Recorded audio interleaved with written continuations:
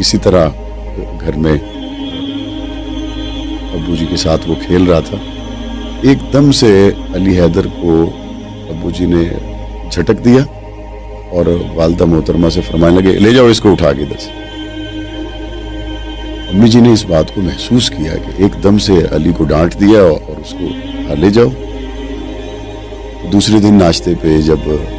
بات ذرا آئی گئی ہو گئی تو ابو جی سے والدہ محترمہ نے پوچھا آپ نے کل علی حیدر کو ایک دم سے ڈانٹ دیا اور وہ بچہ گھبرا گیا اور دوسرے کمرے میں اس کو لے گئی.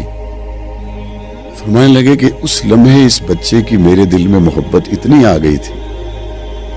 کہ میرے دل میں یہ بات آئی کہ اگر مجھے اپنے کاز کے لیے قربانی دینی پڑی تو یہ بچہ میرے پاؤں کی زنجیر تو نہیں بن جائے گا.